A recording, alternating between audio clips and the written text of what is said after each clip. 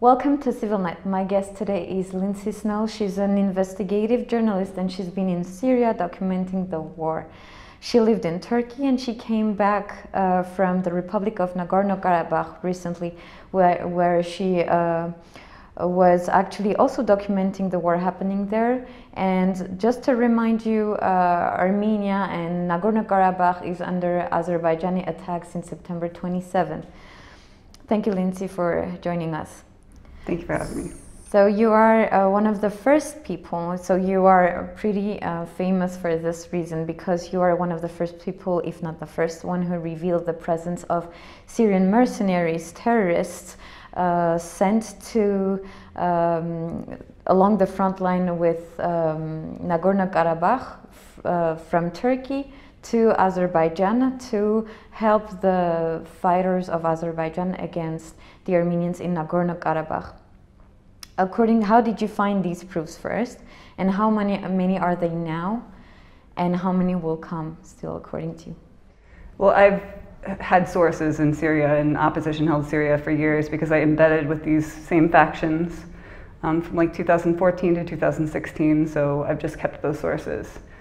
And of course, you know, they've been sent to Libya, so there were rumors leading up to that, and then I followed their sort of trajectory through Libya and continued deployment to Libya.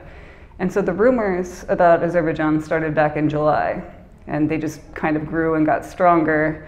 And then a few days before, I got word that they would make a deployment, and then the day that they did make a deployment, I got a photo of the first deployment. So that was sort of just proof of what we all kind of knew was going to happen, and it came to fruition. And according to your sources, how many were sent here so far? And again, according to your sources, how many will be sent? I think that there have been at one point more than 2,000 here. Roughly 700 have returned to Syria between the Hamza division and Sultan Murad factions. And these are fighters who faced very heavy losses, and so they basically refused to fight, and they were sent back. I know that they were preparing over 2,000 in Syria to trickle them out to Turkey, where they're kind of warehoused and stay there for a while before they're eventually deployed to Azerbaijan. I haven't gotten any news that any more actual deployments have been made, but the preparations are there for more than 2,000 to come. So also you had, so I watched your documentary, a small one, a report about what is happening in Artsakh, as we call in Armenia, Nagorno Karabakh for the international community.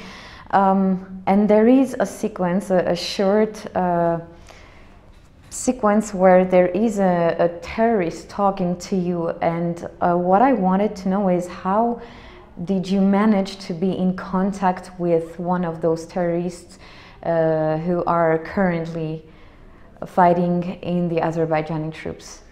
There were two of them, and these are two of the Hamza division members who refused to fight and were sent back. So I was able to keep in touch with them because of that, and yeah, there was just sort of a mass undeployment, I guess you would say, where they just returned to Syria. So very willing to talk about what they faced, because as in Libya, they say that they feel tricked.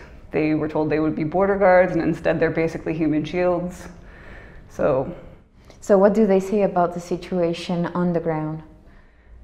Again, these fighters don't know anything about the region. They don't even know really what country they're in.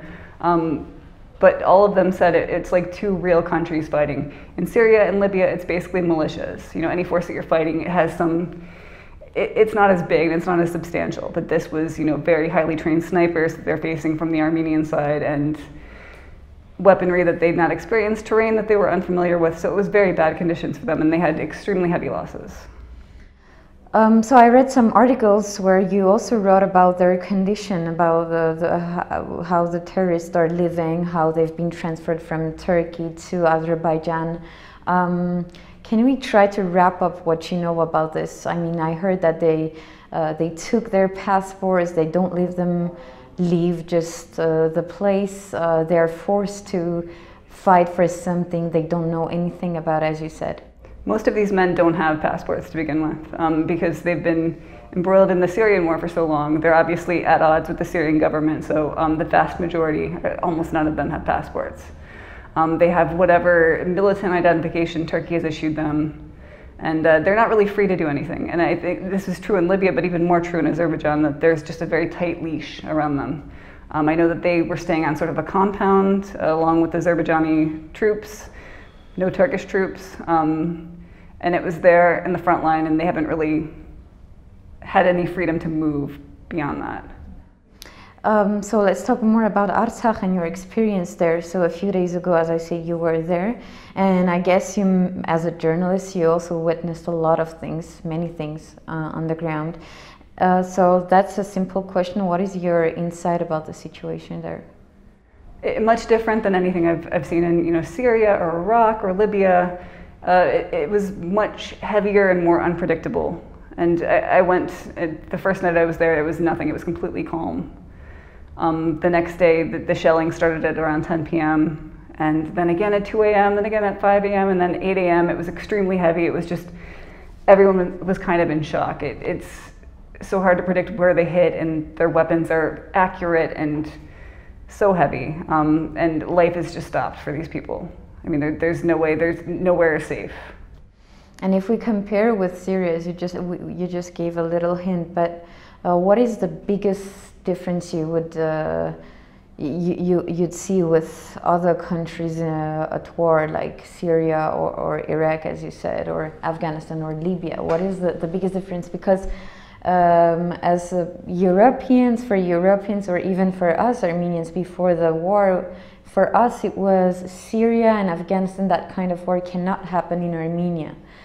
But obviously you're not the only one to tell us that this is even worse than what they saw. So in which terms it is even worse? And according to you, from your experience, what would be the consequences of this war if it continues the way it does?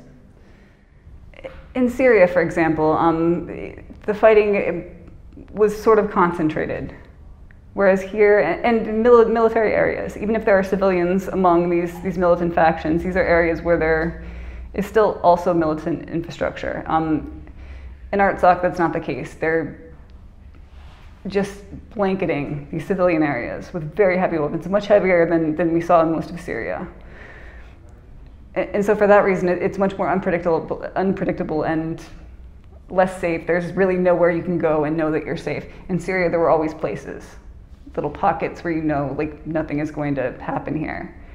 That's not the case in Artsakh. And I think that if it goes on, it will just be uninhabitable. And you also, in one of your Facebook posts, you wrote about the fact that you haven't seen a war where so many people, almost all the Armenians, are directly affected by this war. Because, can you tell me more about this? In Syria, it's been almost a decade, and the tragedy is widespread, especially now. But this has been in Armenia 3 weeks, and every single person that I've met is personally affected. And not just here, the diaspora as well. I mean, everyone is just so deeply affected. Everyone knows someone who's been killed already 3 weeks in. It's just devastating on a different level. And I've met people who are professionals with normal jobs who are taking time out to drive supplies to Artsakh or help journalists out, and it's really unlike anything I've seen anywhere else. The level of mobilization and also the level of loss.